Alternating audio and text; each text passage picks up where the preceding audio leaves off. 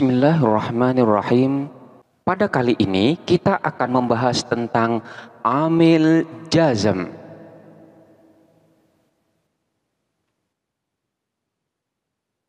Setelah kita membahas tentang amil nasab, yaitu amil-amil yang menasabkan kepada fi'il mudhari', maka pada saat ini fokus kita adalah tentang amil-amil yang dapat menjazmkan kepada fi'il mudhari'.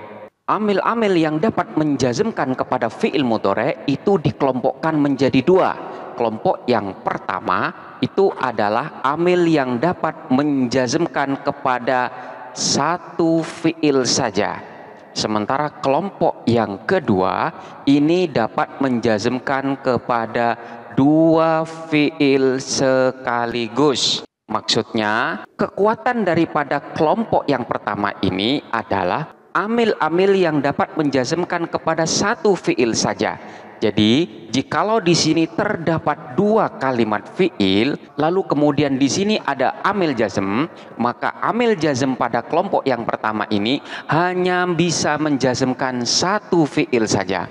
Sementara jikalau fi'il yang kedua itu ingin dijazmkan, maka di sini harus mengulangi amil jazm yang ada. Sementara untuk kelompok yang kedua, ini kekuatannya dapat menjazmkan dua fi'il sekaligus dengan hanya satu amil. Artinya, jikalau di sini terdapat dua fi'il, kemudian di sini ada amil dari kelompok yang kedua, maka cukup satu amil saja sudah dapat menjazmkan kepada dua fi'il sekaligus. Ini yang dimaksud dengan dapat menjazmkan satu fi'il dan dapat menjazmkan dua fi'il sekaligus. Kita mulai dari kelompok yang pertama, yaitu amil-amil yang dapat menjazmkan kepada satu fi'il saja. Dalam hal ini ada 6 amil. Yang pertama, amil tersebut berupa lam. Lam ini bermakna tidak.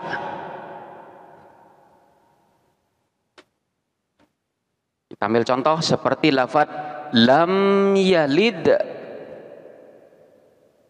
wa lam yulad.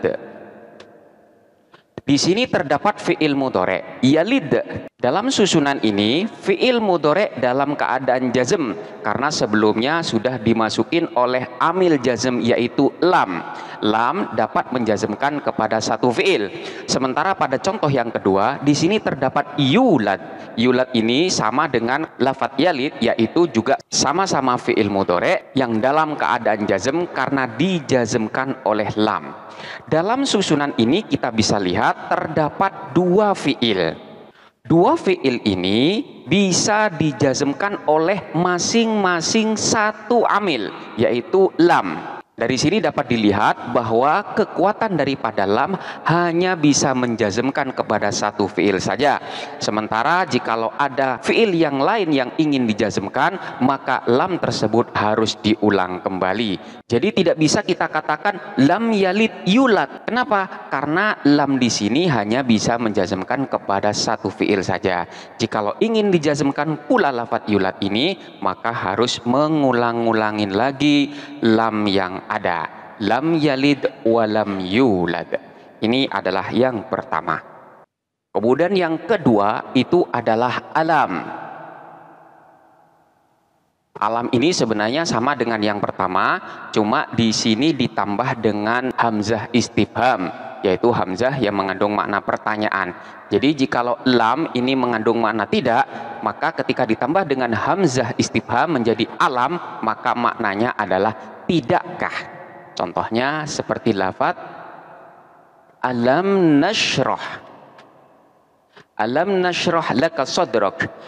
Nashrah di sini adalah fi'il mudhari' yang dalam susunan ini dia dalam keadaan jazm, dijazmkan oleh alam. Alam nashrah. Kemudian yang ketiga itu adalah lamma. Lamma ini memiliki makna belum. Contohnya seperti lafaz lamma yadhuqu al-'adzab. Lamma yadzuqul azab. Lafaz yadzuqu di sini adalah fiil mudhari yang bersambung dengan waw jamak, dan dalam hal ini masuk dalam kategori af'alul khamsah. Af'alul khamsah dalam susunan ini dalam keadaan jazm, dijazmkan oleh lamma yadzuqul azab, mereka belum merasakan azabku.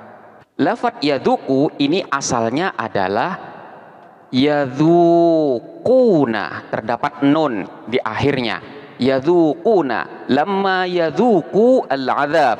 Ketika dimasukin oleh amil jazm, maka lafaz yadzuquna ini harus dalam keadaan jazm, dan tanda jazmnya adalah dengan membuang nun.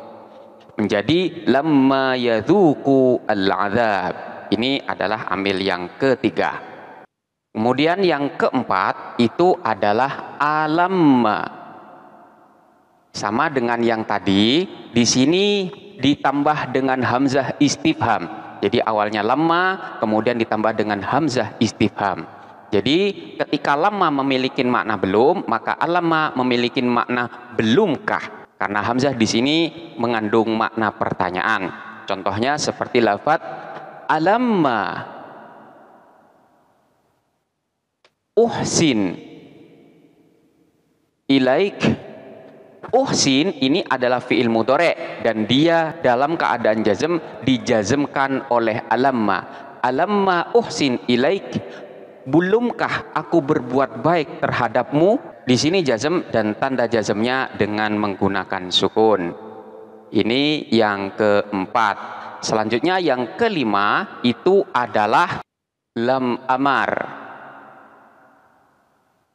Lam amar itu maksudnya adalah lam yang mengandung makna perintah. Dalam hal ini terdapat dua makna. Jikalau perintah itu dari atas ke bawahan, maka perintah itu disebut dengan instruksi. Jikalau perintah itu dari bawah ke atas, maka itu adalah permohonan. Contoh daripada lam amar yang dari atas ke bawah seperti lafaz falyakul khairon.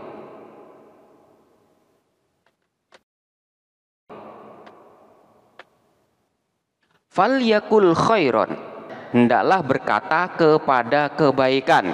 Lafaz yakul di sini adalah fiil mudhari. Fiil mudhari yang dalam keadaan jazm, tanda jazmnya dengan sukun dan dijazmkan oleh lam amar. Falyakul. Ini contoh daripada lam amar dari atas ke bawah. Sementara jikalau lam amar itu merupakan permohonan, yaitu permohonan dari bawah ke atas, contohnya seperti lafaz liyaqdi alaina rabbuka. Liyaqdi alaina rabbuka. Lafaz liyaqdi di sini terdapat fiil mudhari. Yaqdi, asal daripada lafaz yaqdi itu adalah yaqdi.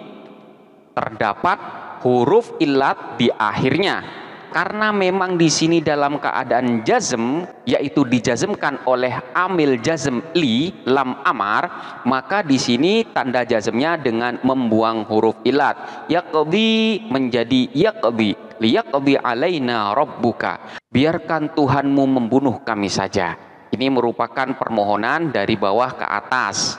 Ini adalah amil jazm yang kelima yang berupa lam amar, lam yang mengandung makna perintah. Dan yang keenam itu adalah la nahi. La nahi itu adalah la yang mengandung makna larangan. La nahi ini sama dengan lam amar. Jadi ada larangan dari atas ke bawah, yaitu yang berupa instruksi. Ada larangan yang dari bawah ke atas, yaitu berupa permohonan. Contoh larangan yang berupa instruksi seperti lafaz la takhaf. La takhaf, jangan takut. Lafaz takhaf di sini adalah fiil mudhari yang dalam keadaan jazm, tanda jazmnya dengan sukun. Di sini dijazmkan oleh la. La di sini adalah la nahi. Contoh lagi seperti lafaz la tajlis, jangan duduk. Lafaz tajlis ini juga fiil mudhari yang dalam keadaan jazm dijazmkan oleh la nahi. Kemudian contoh la nahi yang berupa permohonan disebut dengan la nahi doa. Contohnya seperti lafaz Rabbana la tu'akhidna. Rabbana Tuhan kami, la tu'akhidna, janganlah engkau hukum kami. Ini merupakan doa permohonan dari bawah ke atas, dari makhluk kepada penciptanya. La tu'akhid, tu'akhid di sini adalah fi'il mudhari yang dalam keadaan jazm, tanda jazmnya dengan sukun karena dijazmkan oleh la nahi doa. Contoh lagi seperti lafaz Rabbana wala tuhammilna, la tuhammilna. Tuhammil ini adalah fi'il mudhari yang dalam keadaan jazm dijazmkan oleh la nahi doa, la nahi yang merupakan permohonan. Ini adalah amil jazm dari kelompok yang pertama yang hanya dapat menjazmkan kepada satu fi'il saja. Selanjutnya kelompok yang kedua yaitu amil jazm yang dapat menjazmkan kepada dua kalimat fi'il sekaligus. Di sini terdapat 4 kategori. Yang pertama adalah amil yang masuk dalam kategori kalimat huruf. Kemudian yang kedua, amil yang masuk dalam kategori kalimat isim. Kemudian yang ketiga, amil yang masuk dalam kategori amil yang berdasarkan pendapat lebih kuat, ini disebut dengan kalimat huruf. Kemudian yang keempat adalah amil yang masuk dalam kategori berdasarkan pendapat yang lebih kuat. Ulama-ulama banyak yang mengatakan bahwa amil tersebut adalah termasuk isim. Jadi ini secara aklamasi, secara bulat ulama menyatakan bahwa ini adalah kalimat huruf. Kemudian yang kelompok kedua ini adalah kalimat isim. Sementara kelompok yang ketiga dan yang keempat ini menurut kebanyakan ulama. Menurut kebanyakan ulama, kategori yang ketiga ini masuk dalam kategori huruf. Kemudian yang keempat menurut kebanyakan ulama, amil tersebut merupakan kalimat isim. Kita mulai dari kategori yang pertama. Yang masuk dalam kategori yang pertama yaitu yang berupa kalimat huruf. Di sini hanya ada satu, yaitu in. In ini adalah kalimat huruf yang merupakan amil jazm yang dapat menjazmkan kepada dua fiil. In ini bermakna jika. Ambil contoh seperti lafaz in tudzakir tanjah.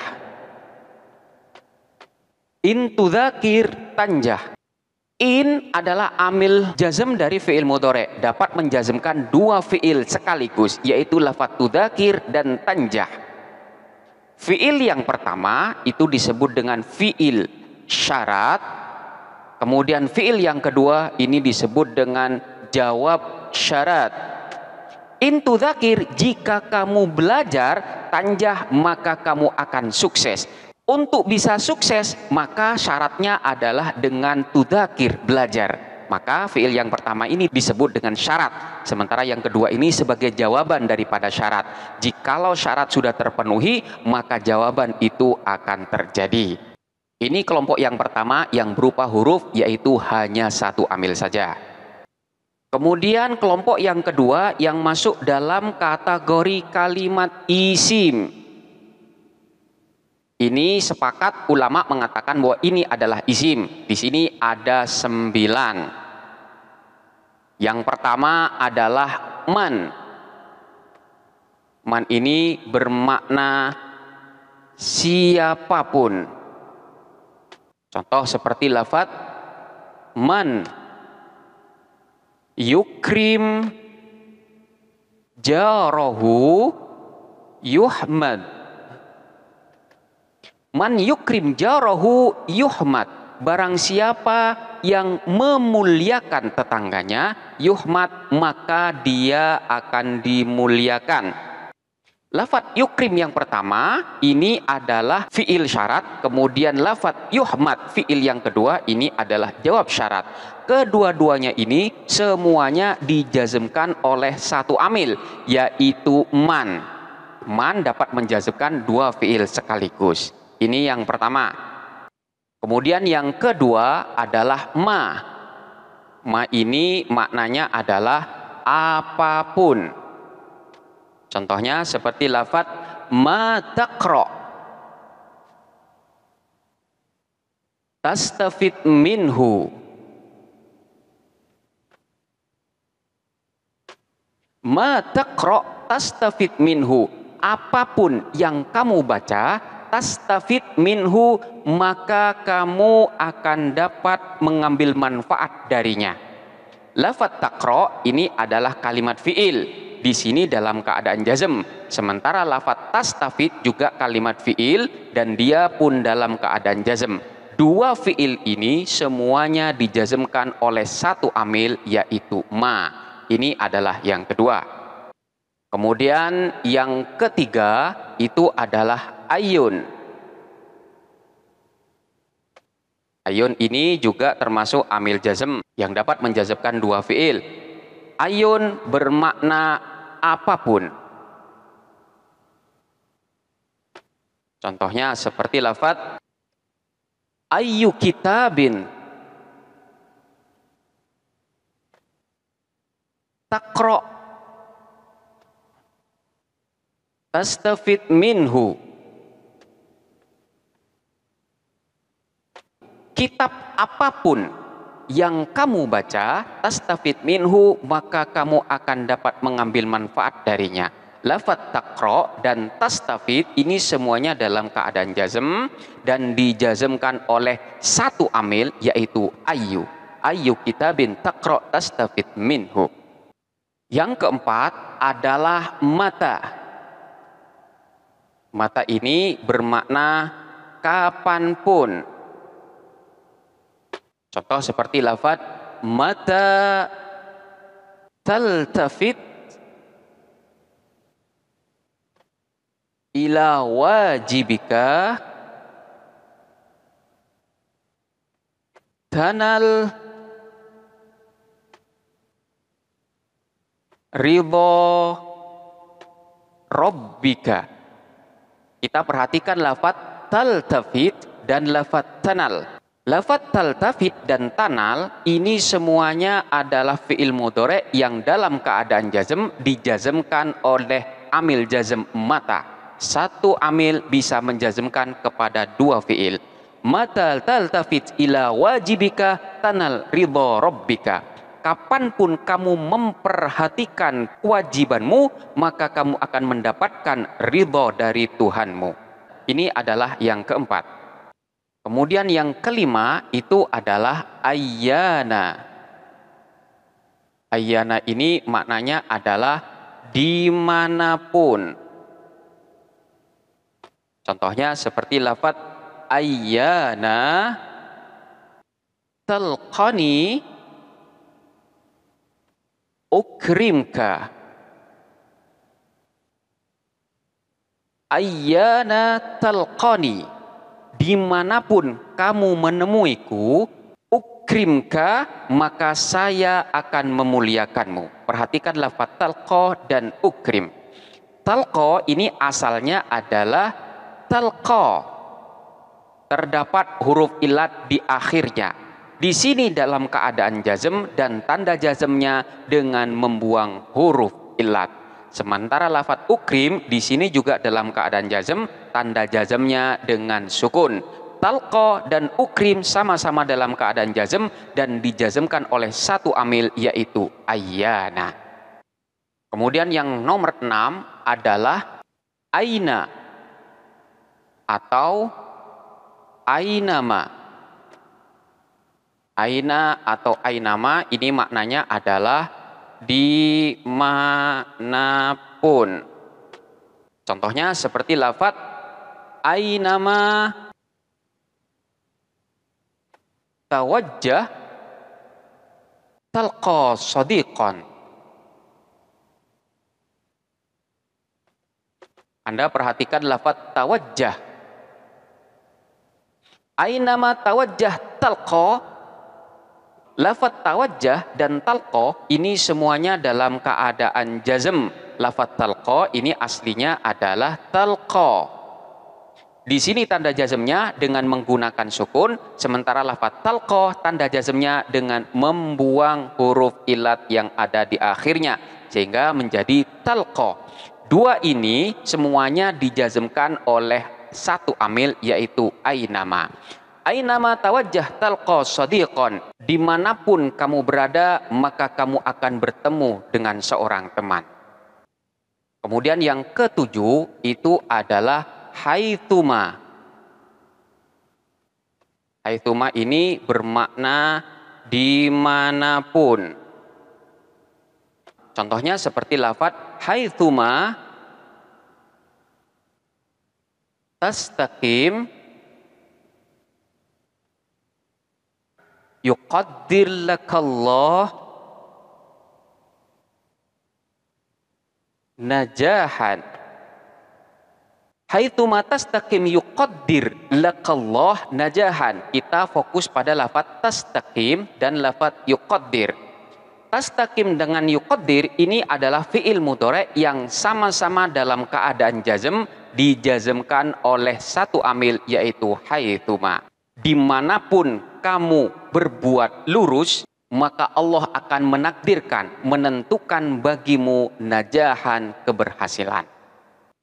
Yang kedelapan adalah kaifama. Maknanya adalah bagaimanapun. Contohnya seperti lafaz kaifama takun niyatuka yakun thawaballah laka. Fokusnya adalah lafaz takun dan yakun. Ini semuanya adalah fi'il mudhari' yang sama-sama dalam keadaan jazm, dijazmkan oleh satu amil, yaitu kaifama. Kaifama takun niyyatuka yakun thawabullahi lak. Bagaimanapun niatmu, maka pahala dari Allah akan kamu dapatkan. Dan amil yang ke-9 itu adalah anna. Anna ini bermakna dimanapun. Contohnya seperti lafaz anna yanzil dzu ilmin yukram. Dimanapun orang yang berilmu itu turun, yukram, maka dia akan dihormati. Fokus terdapat pada lafaz yanzil dan lafaz yukram. Ini semuanya sama-sama berupa fi'il mudhari' yang sama-sama dalam keadaan jazm, dijazmkan oleh satu amil, yaitu anna. Inilah ke-9 dari amil-amil jazm yang masuk dalam kategori kalimat isim. Kemudian yang masuk dalam kategori ketiga, yaitu amil yang diperselisihkan oleh ulama, apakah amil tersebut masuk dalam kategori isim ataupun huruf. Dalam kategori yang ketiga ini adalah pendapat yang lebih kuat mengatakan bahwa amil tersebut masuk dalam kategori kalimat huruf. Di sini terdapat satu amil, yaitu idma.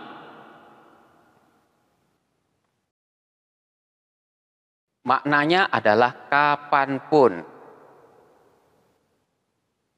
Contohnya seperti lafaz idma takul akul. Kapanpun kamu makan, akul, aku pun ikut makan.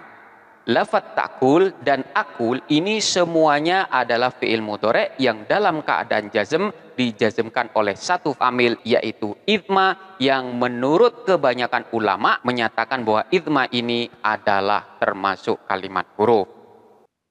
Dan kategori yang keempat yaitu amil yang juga diperselisihkan oleh ulama, namun pendapat yang lebih kuat mengatakan bahwa amil tersebut masuk dalam kategori kalimat isim. Ini juga terdapat satu amil saja, yaitu mahma.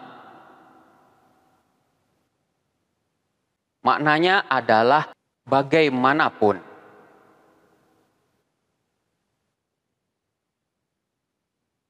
Contohnya seperti lafaz mahma tajlis najlis. Mahma tajlis najlis. Bagaimanapun kamu duduk, kami pun akan duduk demikian pula. Lafaz tajlis dan najlis ini adalah berupa fi'il mudhari yang sama-sama dalam keadaan jazm dan dijazmkan oleh satu fi'il yaitu mahma. Dan mahma termasuk dari kalimat isim menurut pendapat ulama yang paling kuat. Demikianlah penjelasan tentang amil-amil jazm yang dapat menjazmkan kepada fi'il mudhari, baik yang bisa menjazmkan kepada satu fi'il maupun yang bisa menjazmkan kepada dua fi'il sekaligus. Silahkan untuk dipelajarin dengan seksama.